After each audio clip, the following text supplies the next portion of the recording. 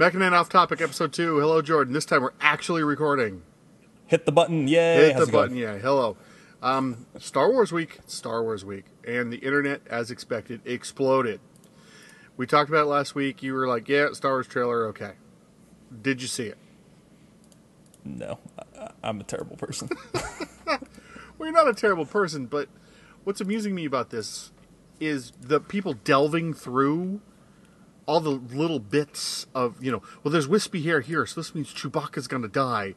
And this other ridiculous... No, seriously. I mean, you want to be passionate about it, I'm fine with that, but the movie's going to be out in 2 months. Just ride the craziness all the way to Star Wars Town. This planet glows faintly blue in the background. Obi-Wan's back. Yeah, it's Obi-Wan. I know. They live in Obi-Wan. It's gotta be.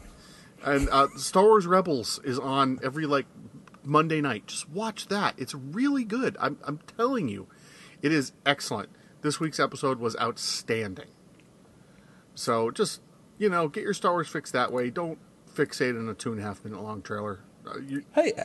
I had to go the other route. You want to fixate it? Fixate on it. Write some fan fiction. Oh yeah, why not? Do something creative with your time. Sure.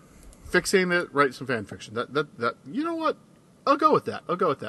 I should not be nerd shaming. I'm not trying to nerd shame here. It's just, I don't know.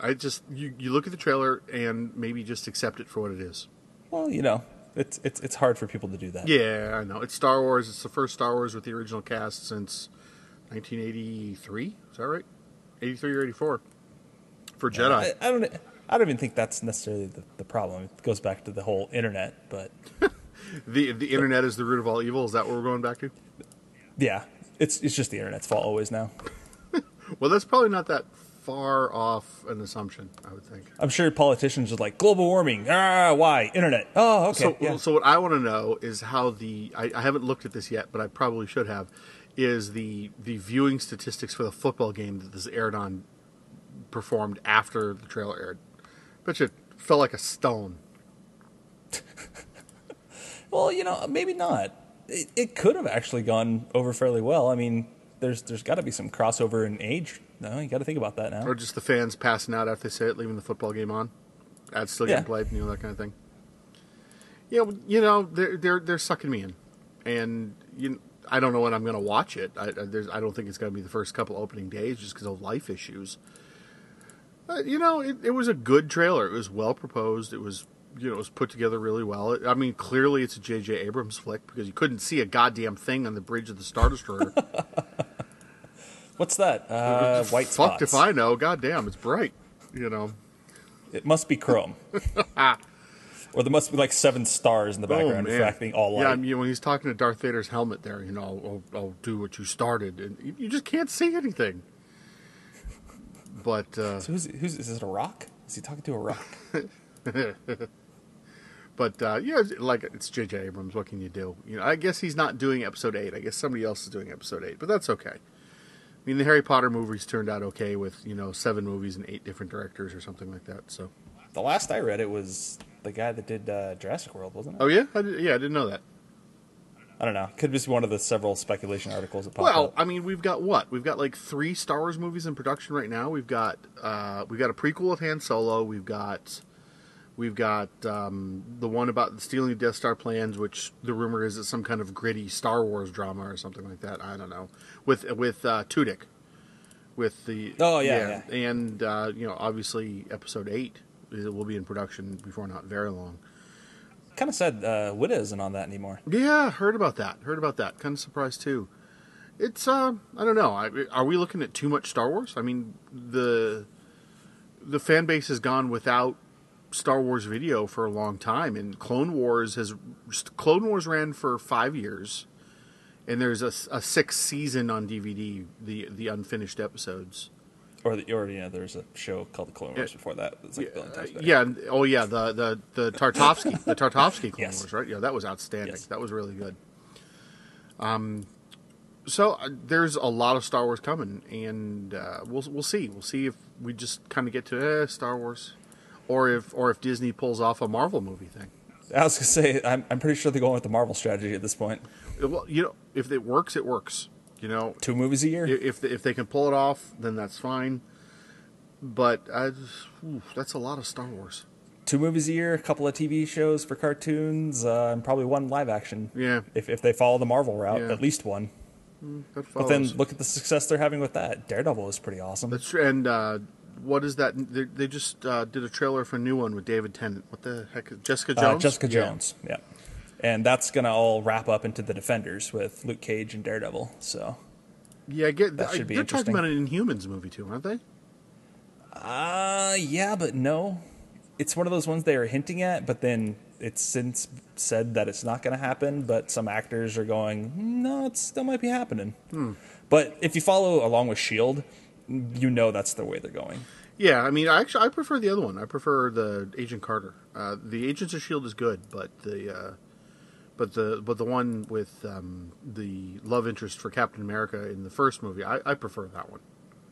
Yeah, it's you see a lot of it coming together, especially because of the whole secret universe in the comics, how they've mixed up the worlds, and you kind of see this stuff because the Inhumans are starting to play a bigger role, and Doctor Doom had a hand in that. Excuse me, that was after the Secret Wars ended, right? Well, it's part of it, the way they're handling it this time. So, and if anybody's picked up any of this stuff from like Free Comic Book Day or followed any of it, there's a section of the battle world that actually plays more to the Inhumans, and more people are popping up with their latent powers kind of springing forth. So it'll be interesting to see how that goes. I've got a long box in the house that's got the first Secret Wars run in it. Tells you how old I am. They've extended that, so I'm curious because they were supposed to finish it this month, but now apparently it's going to next month. Really? So yeah, I think they were originally saying they were going to release 2 this month, and they just pushed the second one out to November. You know, so October's a busy month. I mean, geez, what we got right now? We got Doctor Who's on, Rebels is on. They just aired the trailer for X-Files, for the miniseries for X-Files, which I guess starts in January. 7 or 8 episodes. that's soon. 7 or 8. Yeah, I know. I mean, we just found out about this like 3 months ago, and it's going to be ready in January. So they had to already finish filming. I would think so. I would think that they're done filming. I mean, who knows what that's going to end up in? It's the X-Files is a product of its time. Yeah, the movies haven't done so great. No, they really haven't. But they weren't really that great to begin with. I think X-Files probably would have been better not as 6 in a movie. You know?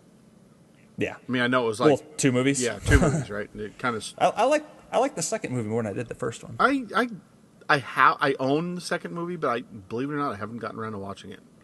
I've watched like the first quarter and said I don't have the time to process this right now, and did something else. I forget what it was. Obviously of vital importance.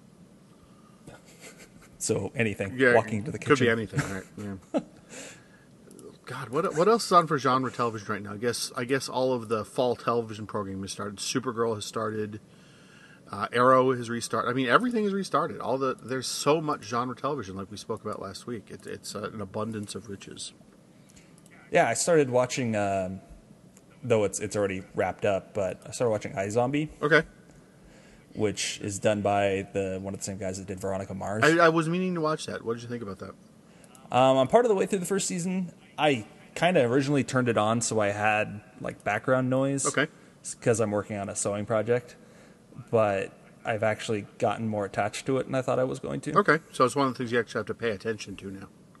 Yeah, it's an interesting detective take. I haven't read the comic, but it seems that they're trying to at least follow that kind of aesthetic instead of having, terrible, horrible zombies all over the place. Yeah, you got a lot of room in the zombies. You got smart zombies, you got fast zombies. I mean, there's people say that zombies are played out. I say no. I say that maybe Walking Dead style zombie apocalypse might be over. Yeah, but that's not even necessarily just about zombies. No. That's more about the drama that's all wrapped up in that world. Yeah, and I just stopped watching that show. Just the epic amount of bad decisions that everyone made every week. It's seriously one of those shows that after the second season, I said, why? This is like the dumbest thing you could possibly do, so why are you doing this? And it just frustrated me so much, I stopped watching it. I haven't watched it in a couple seasons. Does Rick still have all of his limbs in the television show? Yeah, he does, actually. Interesting. Yeah, I know, right? So, I mean, he lost, his whole hand in the comic, if I'm not mistaken. Yeah. So Weird. who knows? You know, and TV for you. yeah, you know, Game of Thrones, right? The end of the season, they're going to be past the books. Yeah, You know, so that's I gonna mean, be what the weird. hell? I mean, how's that going to work out? The fans of the books have been waiting, I think, 14 years since the first book, and in one more year of television, they're going to be past. So, don't know. You know what's going to happen though is R.R. Martin is just gonna He's going to die. he's gonna no. I think he's gonna screw with everyone before that point. The TV show's going to go one way, even And the though he's book's gonna assisting go in what it's some going other to. Yeah, direction he's entirely. just going to completely do something else. He seems like that kind of person. Speaking of strange book series, there's a book series by David Gerald that I love. It's The War Against the Ch'Tor. You and I have spoken about this in a previous lifetime. It's an alien invasion story that starts at the microscopic level where they replace decay. The aliens have replaced decay. And it starts in Media Res, where the very first book, they're dealing with the worm threat, these gigantic purple worms that eat people. And it's an Tremors. ecological invasion. The entire ecology of the United States and the world is being replaced by this alien ecology. And the next book in the series was promised for, I want to say, 10 years. And he says he's done with it. And and there's some discussion about breaking up into other books. And I literally do not know where we stand with this book series anymore. But I love the series. It's going to be one of those things where I see it and I go, oh my God, really? But yeah, you're right. Game of Thrones is going to be exactly the same way. It's one of those long-running series with years between books, and which forces the fans to reread the entire story before they delve into the next book because it's been so damn long since the last one. Well, it hasn't been so long since the last one of his books. 2 years, right? Yeah, it's not that long for a book. Yeah, I guess not. But again, now he's tied to the TV show. Yeah. You know, the TV show is moving very quickly. And aren't they? They're going to be done with it, though, aren't they? Haven't they said they're only doing so many seasons? I don't know. I thought they already locked it in. It's hard to tell anymore. I guess I heard that, but I don't know exactly where they stand on that anymore. Yeah, the money train's rolling. Well, it is HBO though, and they don't have a problem with ending a show. Oh God, You no. know, just Not even just ending it in the worst way possible. you wrap it up. You know, play Journey. We're done. Hey, how things end? Okay. All right, moving on. So there's been an interesting court ruling. A United States judge was hearing a suit, which was trying to turn into a class action suit about Game of War. Say what you will about the game, it's very, very successful. There is this one woman who played the game said she lost $100 on a slot machine mechanic in the game, which damn near every game has. Angry Birds has it. So the judge, he sounds like a cantankerous old bastard, but that's okay. I mean, what he says here that, let's see, let me find the great quote. The perceived unfairness in the operation and outcome of a game where there are no real-world losses, harms, or injuries does not and cannot give rise to the award of a private monetary remedy by a real-world court. So the guy is saying, you spend money on a digital thing, on a digital, I don't know if he just means consumable, and if that is somehow taken from you, or you somehow give it up, or you somehow lose it, then, well, that's tough crap. Well, that is kind of a first world problem in this age. Well, it is. In a sense. But the question is, and I think we're going to visit this more in other cases, is how real is a digital purchase? Well, that's going to be the argument for the time, isn't it? Yeah, I think so. You know, software licenses have been ephemeral, always. If you look at the Apple iOS terms of service, you don't own the software. You're being allowed to use the software in conjunction with your hardware purchase. And it's similar with OS 10. You know what'll make you cry? Thinking about what happens if they actually ban your Steam account. Oh, yeah. That's a rough one. Let me, I've been... Just as a baseline, think you spent $10 for every game you have in there. Yeah, I haven't. I've done an awful lot of reviews, but yeah, I mean, let me fire that up really quickly, and it's probably gonna take my breath away. Hang on. Yeah, well, I think as things move digitally, that this is gonna be. Oh yeah, 310. Yeah. So. Yeah, 310. So that's a thing right there. All those impulse buys down the tube. Well, I understand what the judge is saying. you've got this in-game gold which you can earn in-game, or you can spend real money to get, and you're spinning this wheel to get resources or to get in-game currency, but you're never at any point actually losing anything. There's no result where you get nothing. You may not get what you want, but at no point are you getting nothing. And I think that's the key. I think had there been an option where, oh, so sad, you lose, you get nothing, I think that might have been more of a problem for the judge. But, I mean, he was kind of a dick about it. I mean, he did say that, well, there's no real-world harm here, so, get lost. The federal court can't be bothered by your trivialities, and real-world manifestations of in-game economies are best left to children and game enthusiasts. Okay. It's... You and I have talked about turkey necks before, and well, I guess he didn't say just children. No, yes, that's true. He didn't say just. There's some progress. It could have been worse. You're right. It could have been much worse, I suppose. It's an interesting case. We are going to hear more about it. This is the first one that has come to trial. There are many more like it against many mobile developers for very similar things, running illegal gambling game mechanics within the game, and. There are things in mobile gaming that I don't care for. There's a great many things in mobile gaming I don't care for. I don't care for play to win. Dungeon Keeper. Oh, God. Yeah, and how the whole Dungeon Keeper thing was mishandled, right? Oh, God. So terrible. On the other hand, Bethesda did a very good job with Fallout Shelter. Oh, but yeah, they didn't actually force you into doing anything. Right, they didn't. You can enjoy the game just as it is. Yeah, it's going to take you 4 hours to build this room. Okay, I'll see you later. You could rush it if you want, but they never made a big deal about it. Amber reviewed it for us, and she's never had a problem getting the lunch boxes for additional characters and resources. So there's a right way to do this, and there's a wrong way to do this. And mobile development is still very much the wild frontier, I think. I think it's still shaking out how exactly it's going to go. But on the other hand, consumers are expecting to spend 99 cents for a 50-hour entertainment on their phone. And just because your screen is smaller doesn't mean that the same effort wasn't put into it that Microsoft is putting into Halo 5. Yeah, you'd have to believe too that there's so many differences in the way these are developed anyway. The number of people on a team for a mobile is so much lower than it is for a AAA game, and everybody expects an equal experience. It's like you're lucky in some of these cases if it's more than one person that's just developing either for fun or, Flappy Bird. That was one guy. Hated that. Not game. to say that was an overly complex game or something. Hated that game. You know what I mean? It's you can find enjoyment in something that's stupidly simple, but it might have been more complex at the time. Yeah. I mean, so we've since found out it really isn't that complex, but it's this kind of development isn't an all or nothing. There's very shades. I mean, look at the whole independent development community, to where you have all these tools that are around now, and the quality you're going to get is based on how much somebody feels like investing. Yeah, it's how much effort you put into it. I've seen some really, really outstanding games from game creation tools, and I'm going to talk with you about that in a minute. And I've seen some terrible games from companies that have made their own engines. So there's no guarantee of quality if you make a custom engine for your product. And there's no guarantee that it's going to be crap if it's a game development package. It really depends on what you put into the project.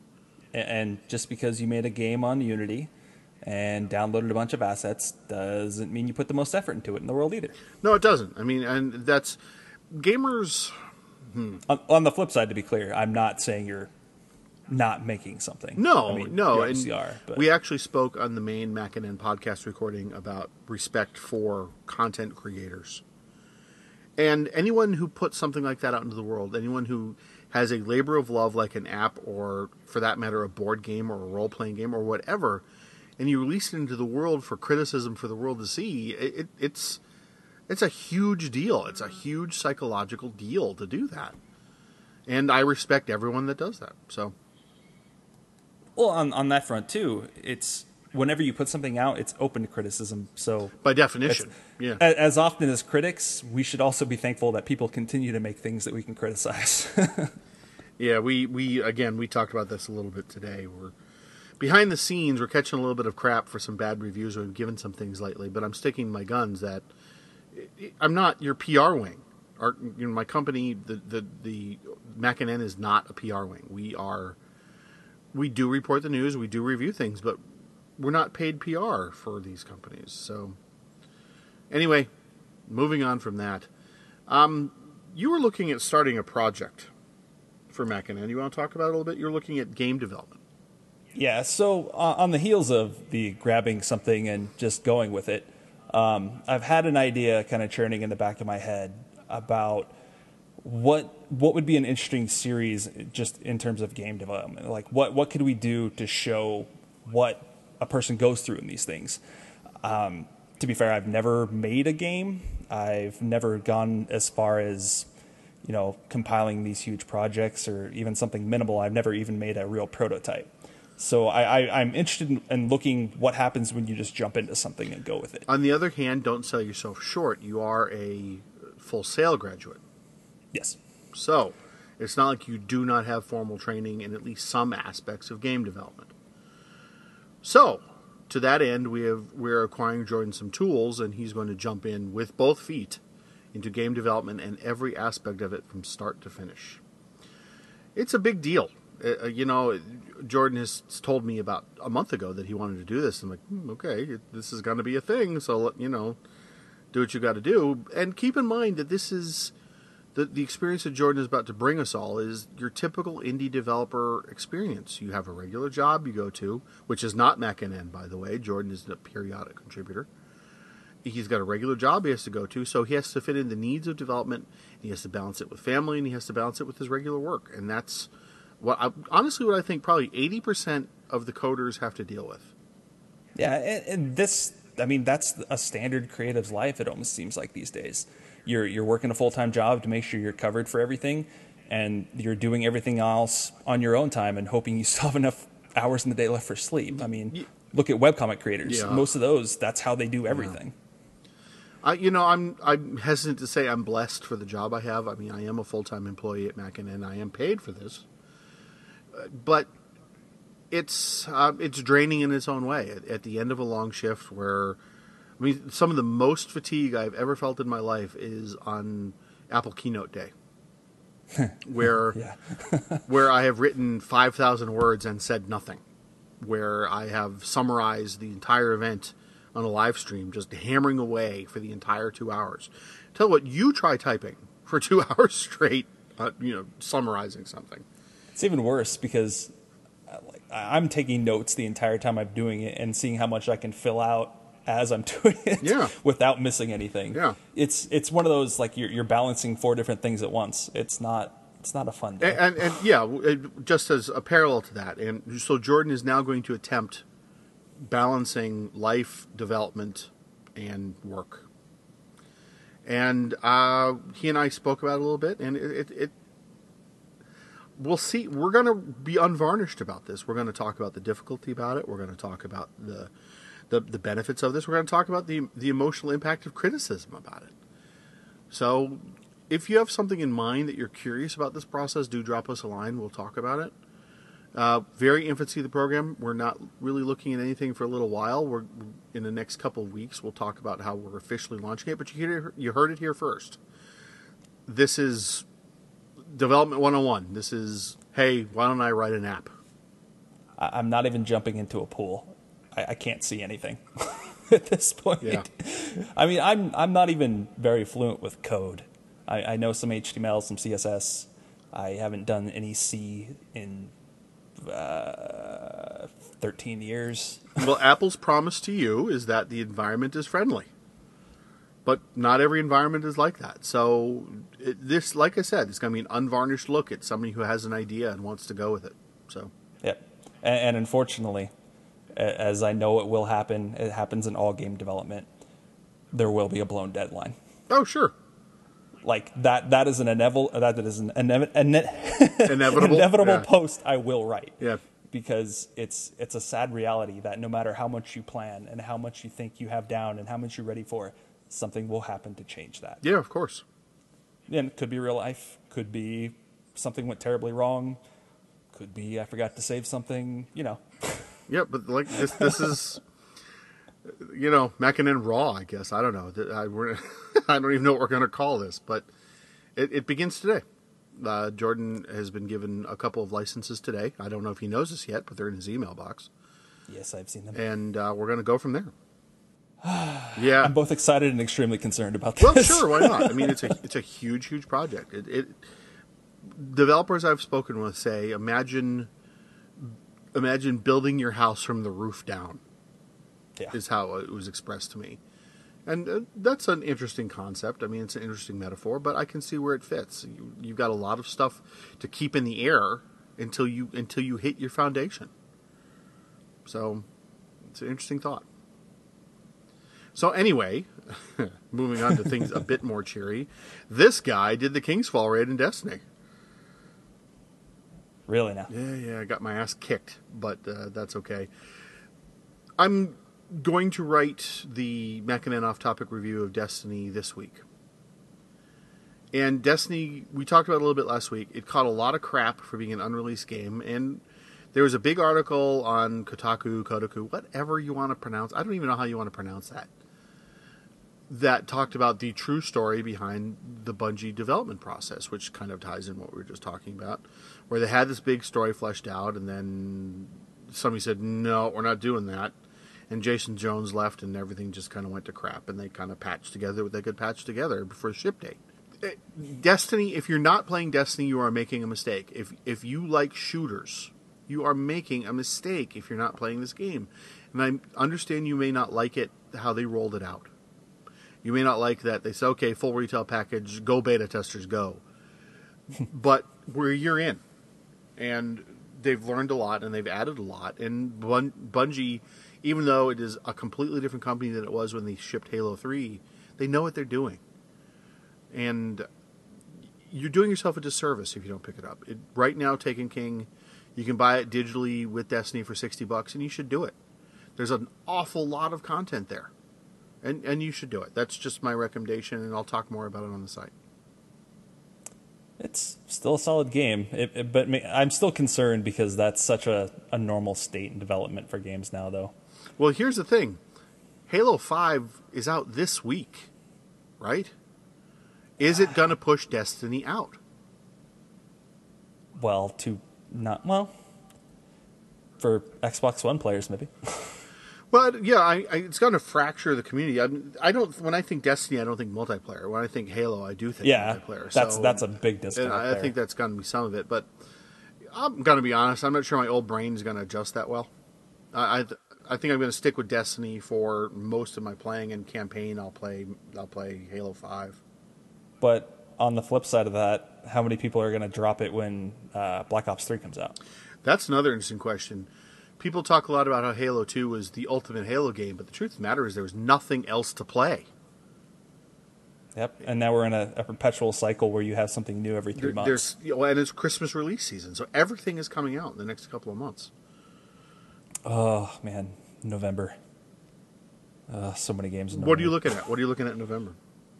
Well, one of them I can't play yet because I don't own Xbox One, but Fallout and Tomb Raider come out on the same day. That's true. I don't think I have the time for Fallout. As much as I want to play it, as much as I played the hell out of Fallout 3, I don't think I'm going to have the gumption to play Fallout 4, which is a shame. Because their base defense, base building mechanic, I'm really, really fascinated by. There's so many games that are having that on the burner, though. Like Fortnite. Mm-hmm. They're doing that, too. But I don't know how that game's going to turn out. Well, like we briefly discussed, I think that we're looking at the true first generation of games designed for next-gen consoles coming out just now. And it will be interesting to see what they can pull off. These machines have an enormous amount of power. And they're just starting to get tapped in now. I mean, there's no compelling reason also why Microsoft couldn't say, okay, you know what, we're going to make the Xbox One a Steam box. Yeah, there actually is no real reason. There's no real reason why they couldn't do that. Essentially running a normal version of Windows. Yeah. Well, it's the right architecture. Yeah. It's an AMD custom GPU. It's a multi-core x86 processor for the first time. Because the Xbox 360 was a PowerPC chip. I still miss PS3's architecture. Well, sure. I mean, that can be argued that the PS3 was a really good architecture. It was a solid machine. Supercomputer. In many ways, well, yes. I mean, when the PlayStation 3 originally shipped, they had options for Linux and they had options for Beowulf clusters, and those all got stripped out with time. That was unfortunate. I don't know. I honestly can't imagine why they really wanted to strip that out. I mean, I don't think it was adding any overhead to what they were doing with the gaming or anything like that. At the time, I kind of thought it was killing the used sales market. How so? Aren't you more inclined to buy something cheaper to play with it than buy something new? It's an interesting point. You know, there's not at the time. It's not like there was a huge difference in prices. True. And I don't know why you'd want to do that with the first generation one necessarily, unless you got a good deal on it. And hey, Craigslist, but hey, Craigslist. Yeah, we as nerds, I guess, for lack of a better term, we stand at an interesting time in our history. It's, for lack of a better term, we're not exiled anymore, right? And we have technologies like the PlayStation 3 and PlayStation 4 and Xbox One, Xbox 360, literally cranking out and being thrown at our faces every day. So man, is all this stuff hard to keep up with.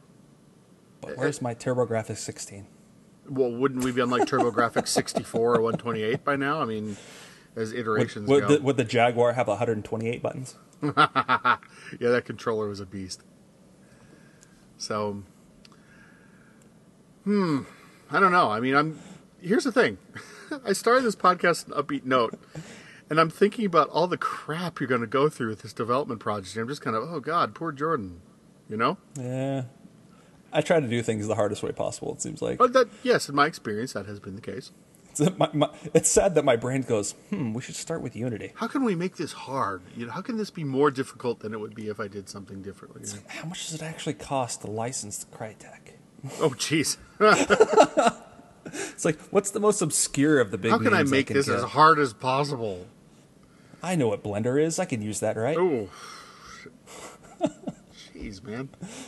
I know what a 3D printer is. That translates, right?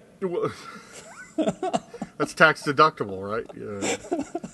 Well, let's talk a little bit about what's coming up on the Off Topic podcast before not very long. As you probably know at this point, William Gallagher works for MacNN, and William Gallagher has written several Doctor Who stories for Big Finish Audio. In fact, by the time you listen to this, one of his stories will have been played on BBC Radio. We're going to talk about what it takes to professionally publish a story in somebody else's universe.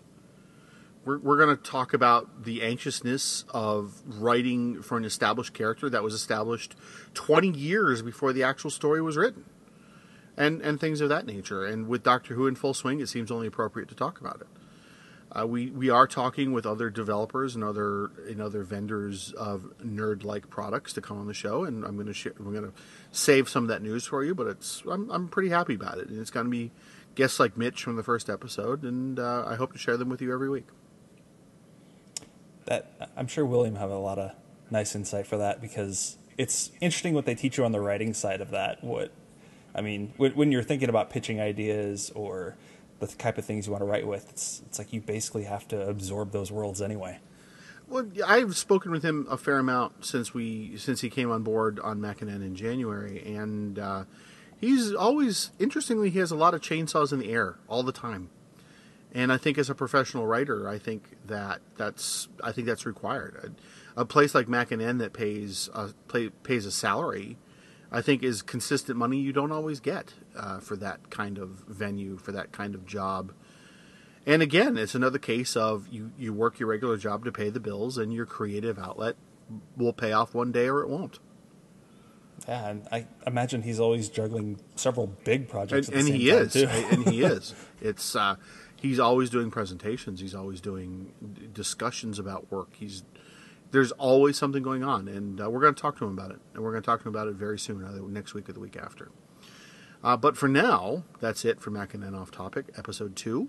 If you have any comments or anything you'd like to hear discussed, or for that matter, if you want to come on the show, send us an email at tips@macnn.com. And on behalf of Jordan and I, thanks for listening, and we will see you next week. Later, folks.